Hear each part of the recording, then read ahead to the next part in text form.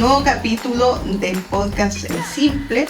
Este es el 6º capítulo de este podcast, donde hablamos temas de envejecimiento, acercándonos a las personas mayores, a su familia. Estamos aquí en el Colegio Médico Consejo Regional Santiago, así que muchas gracias al Colegio Médico por todo este patrocinio y auspicio. Hoy día estamos con un tremendo tema. El tema de hoy es el tema de cuidado del cuidador, y para esto estoy con dos muy buenas invitadas. Estoy con la doctora Cecilia Centolla y además estoy con una invitada que es ella es muy buena en lo que hace, ¿eh? La verdad que ella es socióloga, magíster en gerontología, magíster en política y gobierno. Además estuvo trabajando en el Ministerio de Salud a cargo o como coordinadora del Plan Nacional de Demencias. Así que muy bienvenida, Terea Burleme. ¿Cómo estás? Muchísimas gracias, estoy muy contenta de estar acá, me siento muy privilegiada de la invitación que recibí, así que muchas gracias a ti, muchas gracias a ustedes, al Colegio Médico, que me permite estar acá hoy día. Doctora Centolla, ¿cómo estás? Muy bien, muchas gracias, encantada de participar de nuevo en este tema tan interesante. Tantos capítulos sin verla. Sí, feliz de volver. Oye, Tere, cuéntanos un poquito más de ti. Bueno, soy socióloga, como tú decías, tengo un magíster en política y gobierno, un magíster también en gerontología y atención centrada en la persona. En general he estudiado harto, tengo distintos diplomados. Trabajé mucho tiempo en el Servicio Nacional del Adulto Mayor. Fui la jefa del área de estudios. Hicimos hartas cosas ahí, entre ellos cuestiones que siguen hasta el día de hoy, como la encuesta de inclusión-exclusión, y algunos estudios sobre precisamente maltrato en la vejez, y también en el fondo estudios en relación a las personas autovalentes y la dependencia, porque a partir del año 2012 el Servicio Nacional del Adulto Mayor tiene pone un énfasis en precisamente las personas mayores con algún tipo de dependencia. Luego, como tú también decías, trabajé en el Ministerio de Salud, fui parte del equipo que trabajó en el Plan Nacional de Demencia, hicimos un trabajo muy interesante, porque en el fondo también era una manera de ir cambiando la forma de mirar la demencia, porque es uno de los grandes problemas que de hecho está en el informe de Lancet que acaba de salir hace poquito, es precisamente el estigma y los prejuicios que existen en relación a la demencia. Y además el trabajo no farmacológico, que es lo que hoy día más se hace, más funciona, que son las intervenciones integrales, precisamente tanto para la persona que tiene la demencia como para quien la cuida. Luego del ministerio estuve trabajando en torno a la salud mental, en programas de prevención de suicidio, que hoy día, después de la pandemia, como muchos saben, ha habido un tema con la salud mental en nuestro país. Y hoy día estoy haciendo clases en distintas universidades, tanto en el área de salud como en el área social. Tremenda cantidad de cosas que he hecho a lo largo de tu vida, Tere. Mira, aquí tengo una información, yo sé que a nuestra directora de carga que lo lea, pero voy a leer.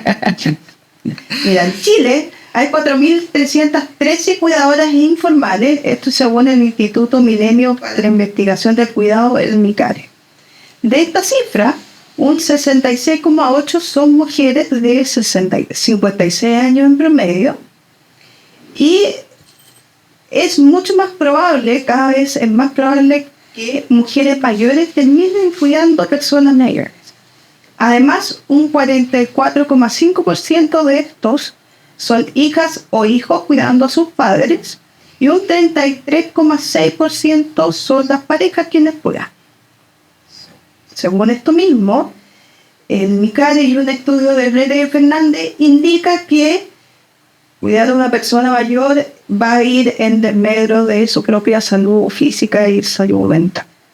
Cuéntanos desde tu experiencia, ¿cómo ves esto?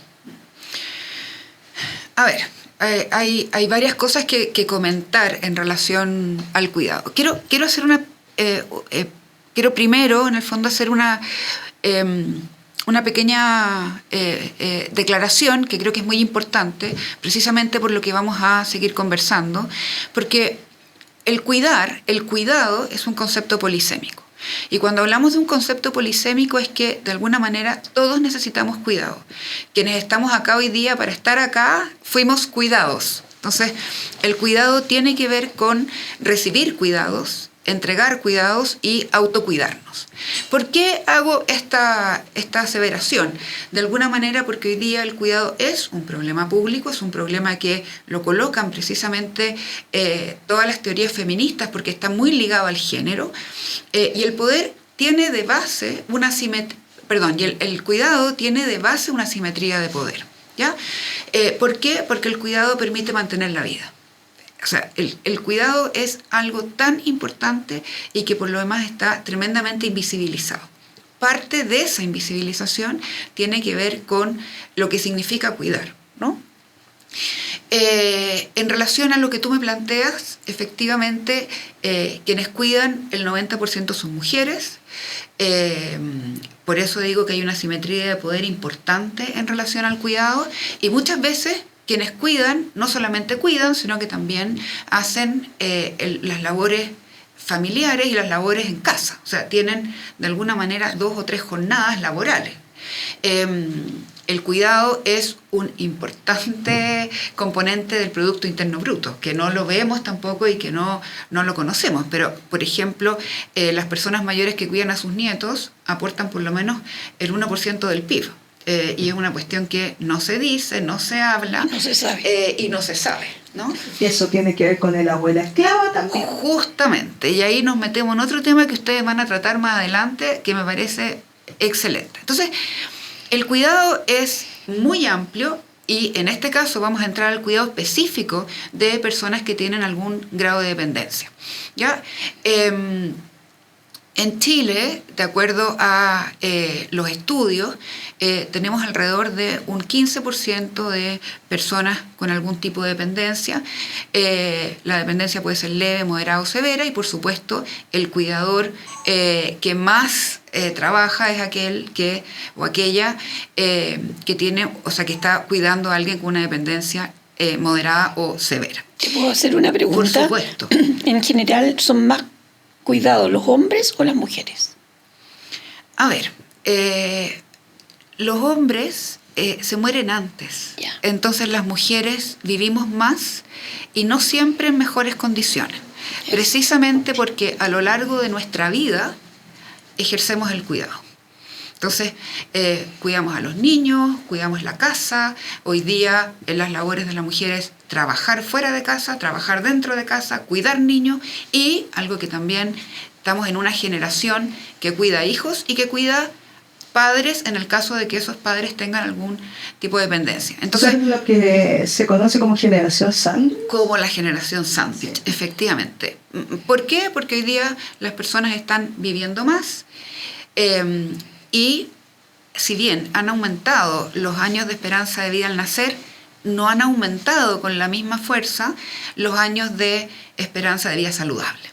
Entonces, ahí entramos en el cuidado y en lo que tú me planteas, que yo creo que son bastante más de 4.000 personas las que cuidan. Yo creo que hay que empezar a mirar ahora con la ley preferente, que está dentro de la ley de deberes y derechos, y que las cuidadoras, tanto formales como informales, van a ser parte del sistema y se van a tener que inscribir precisamente para poder recibir la atención preferente, ¿no? Entonces, a ver, ordenémonos un poco porque hay tanto que hablar que... Sí. A ver, yo creo que lo primero es esta mirada general del cuidado. Lo segundo es que quienes cuidan son las mujeres, en un 90%. Tal como dices tú, hoy día mayores cuidan a mayores, ¿ya? Por lo tanto, ahí hay, tal como dice el estudio, un desgaste importante, porque además está esta invisibilización de lo que implica cuidar, ¿ya? En mi experiencia muchas veces me pasó que la familia critica al cuidador, entonces el cuidador no solamente cuida, sino que además recibe las críticas de otros porque no cuida como debería cuidar, porque siempre el que está afuera es el que cree tener la razón, ¿no? Por supuesto. Oye, Estela, Sí. disculpa que te interrumpa y esto que me quede un poquito como con el caso de acá de la doctora Sendoya, porque antiguamente se asumía que era la hermana soltera la que tenía que cuidar a los padres y por lo general era la hermana menor. Doctora, ¿a usted le tocó cuidar a su mamá? Sí, exactamente. ¿Cómo le fue Yo no con era, eso? bueno, yo no era la hermana menor, era la mayor, pero era la que tenía mejor situación económica. Además, yo me quedé muy, muy joven cuidando a mis 2 hijos. Entonces era evidente que mi madre tenía que venirse a vivir conmigo. Cuando ella perdió a su marido, ella inmediatamente notamos que tenía dependencia, que no era capaz de vivir sola. A pesar de que había hecho muchas cosas en su vida, era una persona muy respetable, pero no era capaz, se murió su marido y ella no era capaz de vivir sola. Entonces empezó a vivir conmigo y al poco tiempo de la muerte de mi padre, mi mamá empezó le empezaba a notar signos de demencia. Fue lento, pero fue avanzando siempre, nunca paró. Se quedó viviendo más de 9 años conmigo con esta demencia. Yo trabajaba, mantenía mi casa, mis 2 hijos y además la cuidaba a ella. Como además ella era difícil cuidarla porque yo vivía en un departamento, no tenía lugar para tener cuidadora de noche, entonces yo trabajaba de día y la cuidaba de noche. Oye, qué difícil tiene que haber sido el estar a cargo de una casa, el estar Y proveedora además. trabajando, ser proveedora y empezar a lidiar con una persona que está con una parte inicial o una etapa inicial en demencia, que petuó desde el punto de vista emocional. ¿Cómo uno podría contener o ayudar desde el punto de vista de la emoción de la persona que cuida? Bueno, Cecilia nos habla de la segunda, la tercera, hasta la cuarta jornada de trabajo, ¿no es cierto?, cuando uno está a cargo de alguna persona que tiene algún tipo de dependencia, sobre todo la demencia que en el fondo tarde o temprano esa persona va a tener una dependencia severa. A ver, en el tema de la salud mental, que es algo tremendamente importante, primero lo que en general se les dice a las cuidadoras, ¿no es cierto?, es que vean qué red social tienen, cuentan, ¿ya? Muchas veces las cuidadoras te dicen, bueno, es que yo estoy sola, pero conversando con ellas uno se empieza a dar cuenta que tiene algunos elementos y algunas herramientas y algunas personas con quien contar. Hoy día hablamos mucho de los cuidados comunitarios, a veces está la vecina, si no está el hermano, pero hay una red que es importante poder visualizar. ¿Y por qué hablo de red? Porque en el fondo necesitamos, o esa persona cuidadora requiere un espacio de ocio, de no estar cuidando, ¿no? Porque si trabaja, cuida como Cecilia, necesita un espacio en que mire el techo, por decirlo de esa manera. Entonces, ahí entra la importancia de tener un cuidador, una cuidadora de reemplazo que permita bajar un poco el estrés y tener este espacio de ocio o de lo que quiera hacer la persona, en el fondo, algo que le haga sentido. ¿En algún momento salió algo como de respiro? Efectivamente.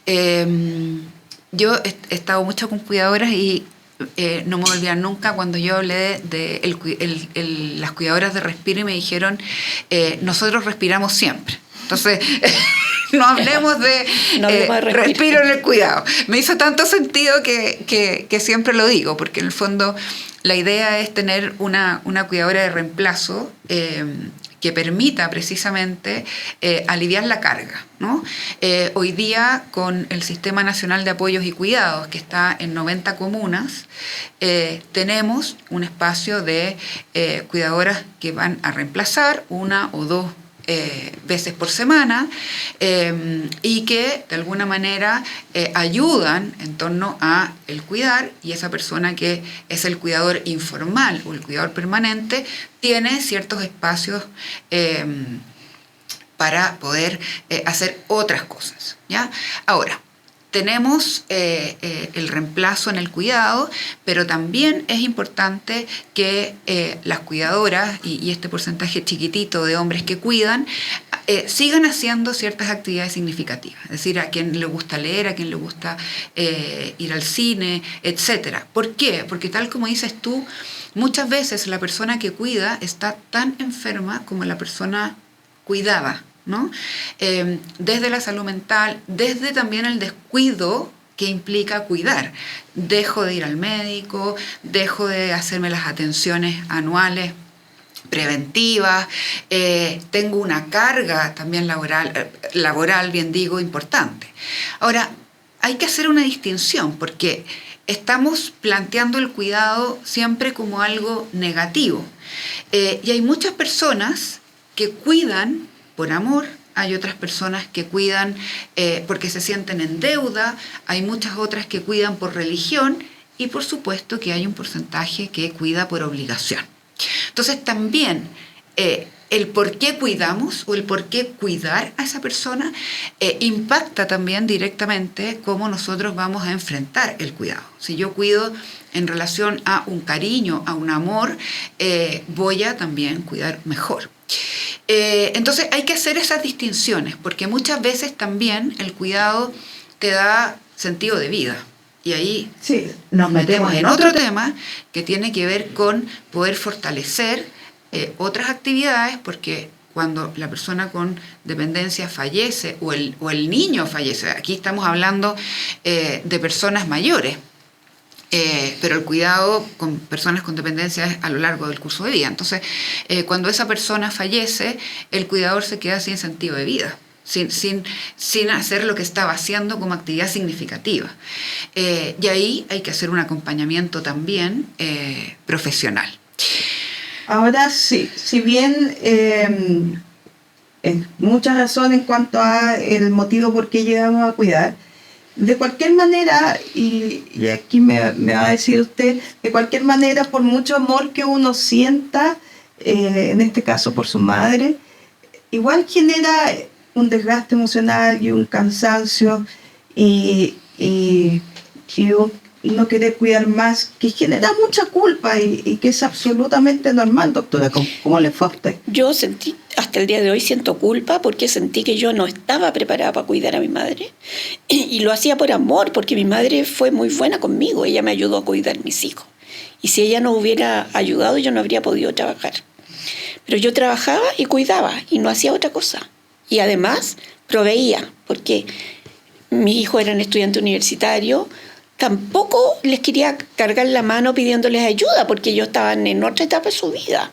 No les correspondía tampoco. Y con respecto a la familia, yo tenía un grupo de apoyo, pero era mi hermano. El hermano hombre inmediatamente se descartó, evidentemente, no quiso. Mis dos hermanas me ayudaron, pero bueno, las dos trabajaban, también cuidaban hijos y les costaba también, pero llegamos a un acuerdo que un fin de semana cada una iba a cuidar. Esto partió bien, pero después se fue cada vez poniendo más complejo. Uno, porque ellas se olvidaban que les tocaba esa semana, entonces además me tocaba a mí recordarles que les tocaba. O sea, la carga mental no bajó. No bajó. Y segundo, después mi mamá no quería salir. Entonces ya no podía ni salir a una comida, ni al cine, porque yo tenía una persona en el día, pero hasta las 6 de la tarde, que también se cansó, porque es complejo cuidar a adultos mayores con demencia. Entonces al final me llevaba solo el peso. Y ahí mis hermanas acudieron y se dieron cuenta en realidad que esto estaba pasando. Hicimos una reunión familiar entre las tres y decidimos que era mejor llevar a mi mamá a una residencia. Pero eso fue después de 9 años que estaba con demencia. El otro día, en contexto de esto mismo y de todo lo que genera el cuidar y el cansancio emocional, estaba viendo un video de la Naomi Feil. La Naomi Feil es una trabajadora social y psicóloga, experta en comunicación con demencia. Y ella en una charla lo hace súper gráfico, porque dice, si usted ya está cansado, está agotadísimo, no quiere más, a ver si. Votar. Y votar todo, cuantas veces necesite. Y la verdad es que suena gracioso y se ve gracioso, pero es mucho más útil de lo que uno cree. O sea, eso es mucho más, más efectivo al minuto de tener que lidiar con situaciones que son absolutamente agotadoras emocionalmente. Ahora también, dentro de lo que uno reflexiona, antes la familia era mucho más grande, entonces había donde sacar mano. En el caso de mi familia paterna, 11 hijos, y uno decía, bueno, si la abuela llega a necesitar cuidado, había donde sacar, había 11 personas, pero hoy día hay 2 personas, hay 3, una, a veces un una. hijo, 2 hijos. Chuta, qué tremendo. Bueno, a ver, yo creo que todos los temas que hemos hablado, ¿no es cierto?, y que Cecilia nos plantea de manera muy sentida, ¿no es cierto?, tienen que ver con que hoy día el cuidado sea un problema público, ¿no? O sea, tenemos mujeres cuidando mujeres, ¿no es cierto?, cuidando hombres. También. Larga data, sobre todo en el caso de las demencias, con un desgaste importante. Tenemos también familias más pequeñas, tenemos también una sociedad tremendamente individualista, tenemos también una sociedad que exige que seamos exitosos económicamente. Por lo tanto, ahí tenemos un problema no menor, porque quien cuida se empobrece, ¿no? Cecilia es muy gráfica en decirlo. Yo tenía que proveer, porque si no, no podía vivir, ¿no? Entonces, ahí también empezamos a ver cómo se empieza a configurar un tema que es más social, que deja de estar en la casa. El cuidado deja de ser un espacio privado y se convierte en un problema social que hoy día está dentro de el problema público porque es parte de la agenda, ¿no? Entonces, en la medida en que está un tema en la agenda, es precisamente un tema que los estados, los gobiernos, tienen que hacerse cargo. En el caso del cuidado hoy día tenemos el Sistema Nacional de Apoyos y Cuidados en 90 comunas. La tarea es poder ampliarlo, precisamente para poder darle espacio a esa cuidadora o ese cuidador que haga otra cosa. Y hay un tema que es muy importante y que Cecilia lo dice muy bien. Yo sentía culpa porque no estaba preparada para cuidar. Creo que el entregar conocimientos, el poder capacitar a ese cuidador, pero no capacitarlo desde un área sociosanitaria diciéndole esto es lo que tú tienes que hacer, sino que más bien considerando, bueno, cómo tú lo has hecho y desde ahí yo parto, ¿no? Porque si no, el cuidado no le hace sentido. Sí, para esto hay talleres, hay charlas. Para eso se está haciendo? hay distintos, bueno, está el Sistema Nacional de Apoyos y Cuidados. Dentro del Sistema Nacional de Apoyos y Cuidados está el Programa de Atención a la Dependencia, que es parte de los CESFAM, de los Centros de Salud Familiar y Comunitarios, ¿no es cierto? Hay también estrategias hoy día comunitarias donde se generan monitores de cuidado que también van acompañando. Lo que se está haciendo en otros países es un cuidado comunitario, salir en el fondo del sistema sanitario y poder tener comunidades cuidadoras. De ahí también esta mirada de las ciudades amigables. Cuando hablábamos de ciudades amigables es poder preparar a una ciudad para el cuidado, preparar a las personas para el cuidado. Entonces, acá hay espacios de capacitación. Cuando parte el Sistema Nacional de Apoyos y Cuidados, parte con el Chile Cuida, que entregaba también apoyo psicológico, o sea, entregaba espacio para que la cuidadora haga otra cosa y entraba una cuidadora formal. Había un trabajo con psicólogo y había un trabajo también de poder capacitar a esa cuidadora. Hay un detalle que es muy nimio, pero que es muy importante, que son los WhatsApp y los acompañamientos hoy día tecnológicos. Muchas veces ese acompañamiento es el que disminuye la presión por el cuidado. ¿Por qué? Porque las personas se van colaborando mutuamente y hay problemas que son comunes. Entonces, también en ese buscar algún grupo que está en la misma onda que tú, te ayuda también como un poco a bajar. Quiero también como de contención, porque justo muchas veces lo que se requiere es como dices tú, que tú lo dices respirando, ¿no? Hoy día los ejercicios de respiración se utilizan para todo, ¿no? Hoy día hay talleres de respiración bordada, donde hay muchos tipos de respiración, que cada una de esas respiraciones te ayuda, ¿no es cierto?, a trabajar alguna parte de tu estrés, alguna parte de tu cuerpo, soltar también, porque además, en general, el cuidado implica mucho estrés, mucho aprete muscular, por lo tanto hay problemas musculares, el peso, tomar a otra persona, en fin, múltiples cosas. Entonces, creo que hoy día hay algunos programas, ¿no es cierto? Está el Sistema Nacional de Apoyos y Cuidados, como decía, está el cuidados domiciliarios de los SFAM, están los centros diurnos de atención para personas, que en el caso del Servicio Nacional del Adulto Mayor ha habido una ampliación importante. Hoy día hay más de 100 en distintas comunas, y eso también ayuda a que la persona que cuida tenga espacios para ella, porque que la persona cuidada se traslada, ¿no es cierto?, a estos espacios, recibe una atención sociosanitaria, que no es solamente ir a hacer talleres y pintar mandalas, como yo les digo a mis estudiantes terapeutas ocupacionales, que por favor no todo es pintar mandalas. No todo es pintar mandalas. Y de hecho les digo, si en algún momento ustedes me van a atender, lo decimos con una amiga, por favor no me hagan pintar mandalas, porque yo no quiero pintar mandalas. En fin. Mejor hacer sudoku. Para ponerle un poco de humor. Entonces, efectivamente reciben ahí un tratamiento, un plan que se diseña a propósito de las necesidades. Porque además, el cuidador lo que requiere es que le resuelvan el problema.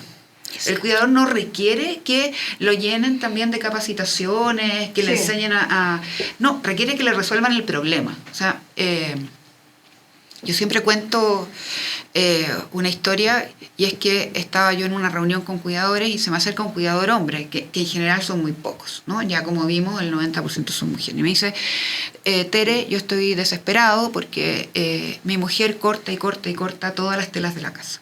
No puedo tener ninguna tela porque me las corta todas. Y yo le dije, bueno, cuénteme, ¿y qué hacía su mujer a lo largo de su vida? Era costurera. Entonces, el espacio que a ella le quedaba de autonomía era precisamente cortar la tela, porque era costurera, ¿no? Entonces, ahí no necesitamos ni ir al geriatra, ni ir al neurólogo, ni tomar más medicamentos, sino que generar el espacio, ¿no? Y eso es también con un acompañamiento al cuidador y entender cuál ha sido el curso de vida de la persona. Exacto. ¿Ya? Si yo no miro integralmente a la persona, es muy difícil que yo resuelva las necesidades concretas que tienen. ¿Ya? Y eso, cuando yo resuelvo la necesidad concreta, también hay una especie de disminución del estrés. Hay otra cosa que también es muy importante de trabajar y que tiene que ver con la preparación para el duelo, ¿no? Porque también está esta culpa. Cecilia lo decía muy bien, yo sentí culpa, siento culpa hasta el día de hoy, precisamente porque es algo que la culpa hay que trabajarla en el proceso, ¿no es cierto?, y también post muerte de la persona, porque ahí hay algo que es importante. Nosotros cuando cuidamos a una persona con dependencia estamos cuidando para la muerte, y cuidamos para una buena muerte. Distinto cuando uno cuida a un niño. Uno cuida al niño para la vida, ¿no? Cecilia decía muy claramente, mis hijos estaban en otra etapa, claro, ¿no? Pero acá nosotros estamos cuidando para la muerte. Y es algo que también es necesario que nosotros podamos conversar. Bueno, como sociedad, ¿cómo estamos enfrentando a la muerte? O sea, hoy día en el Congreso se está discutiendo eutanasia. Recién. Pero también cómo instalamos los cuidados paliativos, con una ley de cuidados paliativos que ha sido muy lenta su implementación. Claro, y se ha entendido solo para el tratamiento de enfermedades muy graves como el cáncer, por ejemplo. Y no para todo otro tipo de enfermedades. Entonces, muchas veces las personas... O la demencia. Y Cecilia, ustedes tienen mucha experiencia en esto como médico, mueren en sus casas sin tener ningún tipo de asesoría para la muerte. Exacto. Entonces, ahí también, ¿qué estamos haciendo como sociedad para mirar, analizar y acompañar la muerte? Hay otra cosa también que quiero plantear y que hoy día estamos muy centrados en la vejez, ¿no es cierto? Pero creo que también para poder mirar el cuidado es necesario que nos empecemos a preocupar desde la primera infancia. En la medida en que vivimos mejor, vamos a necesitar menos cuidados. Perfecto. Exactamente. Exacto, eso exacto.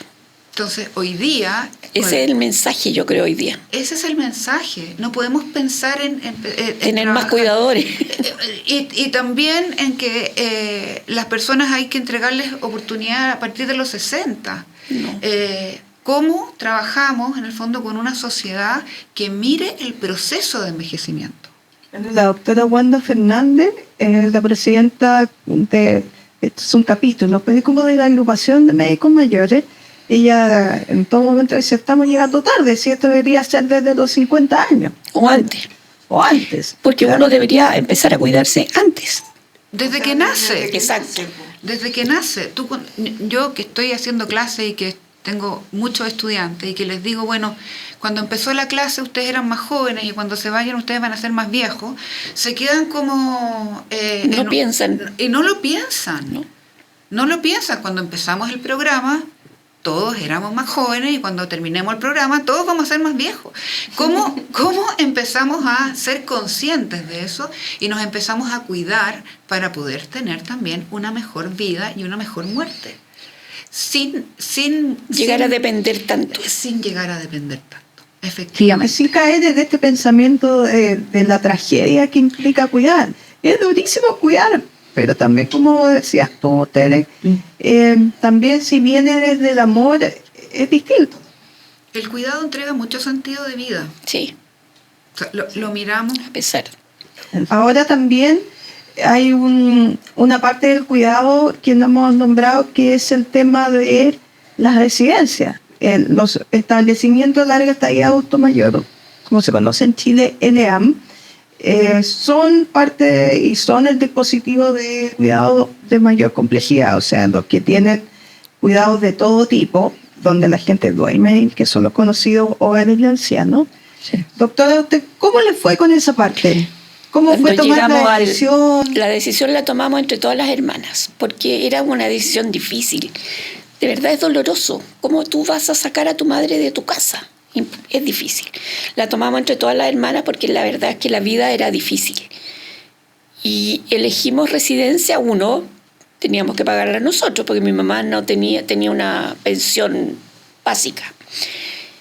Que fuera acorde a nuestro presupuesto, que no nos dejara viviendo muy mal por tener que pagar la residencia y que fuera una cosa adecuada. Entonces, ¿en qué nos fijamos nosotros? Yo lo más que me fijé es que tuviera un lugar cerca de mi casa para poder siempre estar vigilando y yendo a verla. Y dos, que yo pudiera entrar a cualquier hora a esa residencia, porque visitamos lugares que te ponían restricciones, que podías ir en un horario. Y uno ha visto muchas cosas sobre la residencia, entonces yo no quería que mi papá pasara por ninguna de esas cosas. Entonces cogí una residencia donde estuvo todo el tiempo, donde yo podía entrar si quería a las 10 de la noche, iba. Lo otro que hice es que me hice muy amiga de las cuidadoras, entonces como yo era médico, cualquier persona que le faltaba un medicamento yo iba a hacer receta. Entonces yo sentía que como ellas dependían un poquito de mí, iban a cuidar mejor a mi madre. Y que podía entrar a cualquier hora. Eso fue lo más importante. Y ella estuvo ahí como 9 años. Y nunca tuvo una escara. Eso para mí era súper importante. Muy importante. Muy sí. Muy importante. Bueno, yo creo que las residencias son hoy día un gran tema. Creo que hay que mirarlas como también un problema público, donde se requiere mayor fiscalización, donde se requiere mayor acompañamiento. Hay muchas residencias que son residencias más bien pequeñas, casi como emprendimientos familiares, que requieren un acompañamiento. Y a su vez tenemos residencias que no tienen los permisos Y ahí también ese es un punto súper importante, y es que la residencia que yo elija tiene que ser una residencia que esté validada por la Ceremi, por, en el fondo, las distintas instituciones. Yo quiero decir algo con respecto a eso. Hoy día más del 75% de las personas mayores son autovalentes. Sí. ¿Ya? Las residencias son espacios para aquellos que requieren cuidados especiales. Cecilia fue muy clara en decir, cuando mi mamá, en el fondo, estuvo conmigo 9 años, pero llegó un minuto en que yo no la podía seguir cuidando, porque requería cuidados especializados. Entonces, en ese marco, las residencias son espacios de cuidados especializados y tienen que tener los profesionales para ello. ¿Ya? Que también ahí hay un déficit importante. Hemos ido cambiando los decretos de funcionamiento de las residencias, pero cambian los decretos, pero esos decretos no se acogen o no consideran la realidad que existe. Entonces, acá se requiere una mayor inversión. Necesitamos que instituciones como la Corfo, instituciones que entregan dinero, ¿no es cierto?, también consideren que esto es un espacio que requiere un financiamiento para poder funcionar mejor. De ahí también el programa del Servicio Nacional del Adulto Mayor, que entrega un subsidio, ¿no es cierto?, buscando una mejora en la atención, porque es un problema hoy día cómo se atiende en las residencias. Ahora, también es verdad que existen muy buenas residencias, ¿no? Cecilia nos cuenta su experiencia, y ahí, cuando uno toma los elementos que plantea Cecilia, creo que claramente ayuda mucho a disminuir la culpa de lo que implica sacar a la persona cuidada de la casa, ¿no? Que también es algo que es un duelo y que también hay que trabajar, ¿no? Y ahí es muy importante acompañarse en ese proceso. Hoy día, a nivel estatal, hay 20 establecimientos de larga estadía. Si nosotros pensamos, este es un país envejecido, por lo que decías tú, llegamos tarde, estamos tarde, no estamos en proceso de envejecimiento, estamos envejecidos. Hoy día más de 3 millones de la población tiene 60 y más años. El año 2050 más del 30% de la población va a tener 60 y más años. Bueno, ¿cómo nos estamos adaptando a eso? No solamente en el cuidar, sino que también cómo nos estamos adaptando a las oportunidades laborales que estamos dando, cómo nos estamos adaptando a propósito de las pensiones, cómo nos estamos adaptando en la relación con los nietos, qué oportunidades le estamos dando a las personas que son autovalentes para que se mantengan autovalentes, ¿no? O sea, que no requieran cuidados, y que tiene que ver con esta mirada que ha implementado la Organización Mundial de la Salud del envejecimiento saludable. Exacto. Entonces, creo que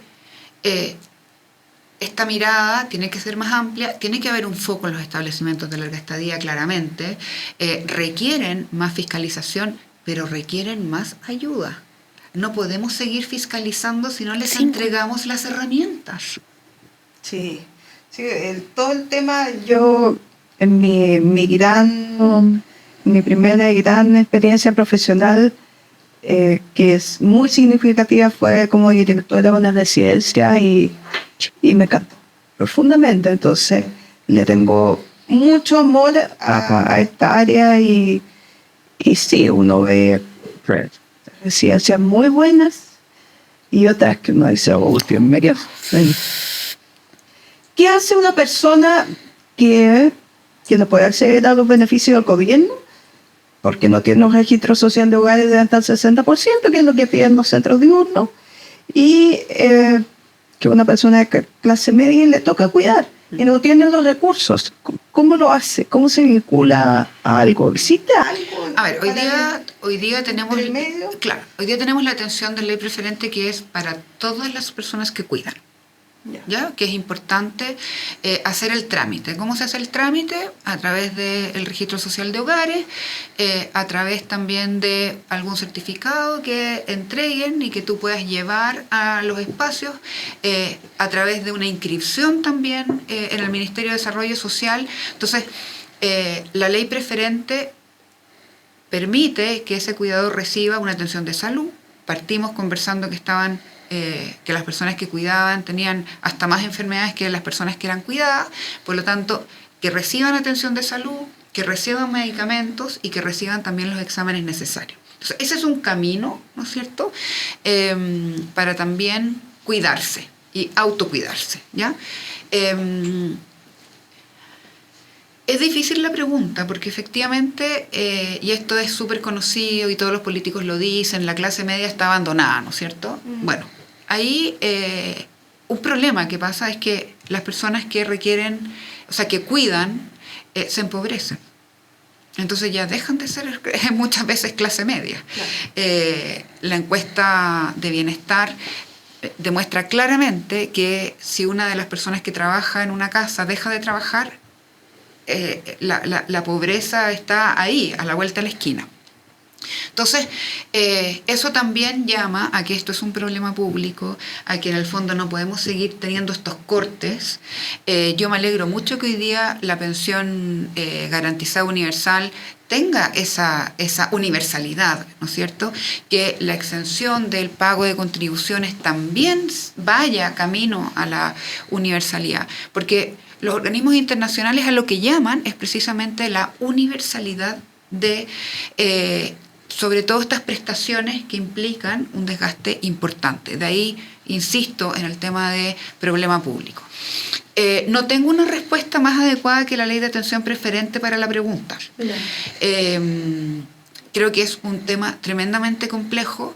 Y ahí, en el fondo, vuelvo a decir la importancia de los cuidados comunitarios, vuelvo a decir la importancia de la prevención. Yo creo que ahí es importante encontrar el chat de gente que está en la misma. Yo creo que uno podría encontrar emprendimientos que están haciendo cosas similares. Yo creo que es. Hay algo que no dije y que quiero decir, porque muchas veces le pedimos todo al Estado. El Estado no va a alcanzar. El Estado tiene que... No es un pozo sin fondo. No es un pozo sin fondo. Cuando sale la ley de dependencia en España, en plena crisis, estamos hablando del 2008, lo que más creció y lo que generó movimiento en la economía fueron precisamente las empresas que entregaban cuidado. Entonces, insisto en esto de poder invertir también en esta área y de que entren otros actores. Hoy día tenemos el Estado, con poquito, ¿no es cierto?, pero algo tenemos. Que Chile tiene buenos programas, lo que pasa es que las coberturas son muy bajas, y eso también hay que tenerlo claro, ¿no? Sí. Entonces, tenemos al Estado, tenemos todo lo que tiene que ver con la sociedad civil, ¿no es cierto?, que históricamente se ha dedicado al cuidado en nuestro país, reemplazando un poco el rol del Estado también, y necesitamos que entre otra área, ¿no es cierto?, quizás me van a odiar por lo que voy a decir, pero necesitamos el mercado también acá. Un mercado competitivo que permita entregar cuidados que sean universales para todos y que todos lo puedan pagar. Yo siempre cuento que nosotros cuidamos a mi abuela. Mi abuela era una mujer que 2 semanas antes de morirse me dijo, me estoy muriendo y el cuerpo no me responde y no me quiero morir. Entonces, tremendamente activa hasta el final, pero requería ciertas ayudas y los costos de ese cuidado, Cecilia ya lo adelantaba, eran altísimos. Altísimos. Hoy en día son altísimos. Eran altísimos. O sea, yo en este momento, con la pensión que recibo, no me alcanzo a pagar un hogar adecuado, para decir la verdad. Bueno, ahí... Entonces tienen que entrar otra familia a ayudarte y eso no corresponde. Y ahí tenemos la generación sándwich, los hijos, y que muchas veces también tener hijos tampoco te garantiza nada. Nada. No tienen por qué tampoco, pero no deberían. A lo mejor también tienen que vivir. Claro, o sea, ahí... Pero bueno, las personas mayores también tienen que vivir, y eso uno lo escucha mucho cuando hace estudios de maltrato. No es que yo ya viví, no importa. Está vivo, está viviendo. Mientras se vive. Justo, y cómo vivimos mejor para precisamente evitar el cuidado. Y una de las cosas que la prevención más importante es hacer actividad significativa.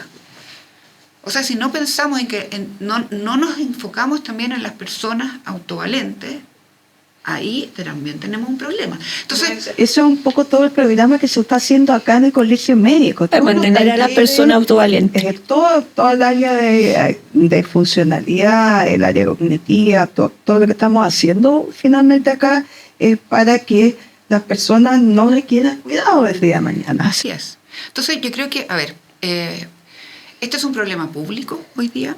Los organismos internacionales lo plantean como un problema público. Hay que preocuparse del cuidado, hay que preocuparse de las cuidadoras y los cuidadores. Hoy día, efectivamente, no lo pasan bien y hay que entregarles apoyos. Resolver necesidades. O sea, yo creo que eso es un punto súper importante, resolver necesidades. Preocuparse también de los establecimientos de larga estadía, en el entendido de fiscalizar, pero también entregar oportunidades para que puedan mejorar y tener actividades de prevención desde la primera infancia. Eso es fundamental. Oye, qué buen capítulo. Muy bueno, de verdad. Invitar. Nos aportaste mucho, Tere. Ay, mucho. qué bueno, porque es un tema tan amplio que a ratos siento que uno se va un poco por las ramas, pero es que hay que mirarlo integralmente. Hemos hablado de las cifras del cuidado, de un poco de los cuidadores y de la gente que necesita cuidado. Hemos hablado de lo importante que es normalizar todas las emociones cuando una persona cuida. Hemos hablado de las residencias, de los distintos dispositivos que tenemos en el cuidado. Doctora, ¿algún consejo? Que hay que prepararse desde siempre, desde que uno nace, para enfrentar estas etapas. Eso es lo más importante, creo yo, y para tratar de ser lo menos dependiente, no ser dependiente, ideal. Tere. A ver, yo creo que hay dos cosas importantes. Para quienes cuidan, no olvidarse de sí mismos. Hoy día hablamos de la humanización de la salud y lo humano tiene de dulce y de grasa. Yo creo que eso es importante, comprenderse, entenderse, mirarse, no olvidarse que uno sigue siendo persona y no solamente cuidador. ¿A qué me refiero? A seguir haciendo actividades significativas, a buscar espacios de ocio, a buscar aquellas cosas que a uno le llenen el alma.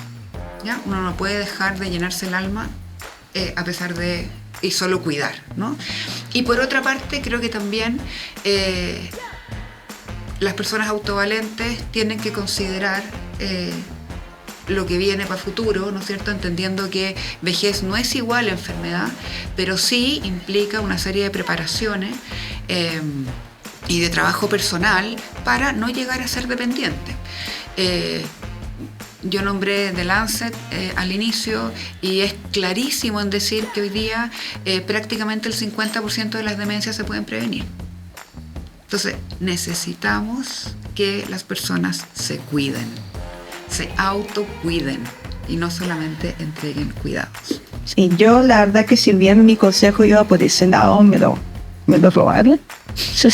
Tengo otro consejo, que es lo que decía la doctora Voynich hace 2 o 3 capítulos atrás, que para cuidar, primero uno tiene que estar cuidado, si no, nada va a funcionar. Este es un maravilloso capítulo que tuvimos hoy. El próximo capítulo también es buenísimo. Vamos a hablar acerca de la sexualidad en las personas mayores, así que nos vemos en un próximo capítulo. Un abrazo, chiquillas, qué rico haberlas tenido. Nos vemos la próxima semana. Un abrazo. Chao, chao. Muchas gracias, chao, muchas gracias. Chao. Gracias al Colegio Médico Regional Santiago. Cuídense mucho. Chao. Chao.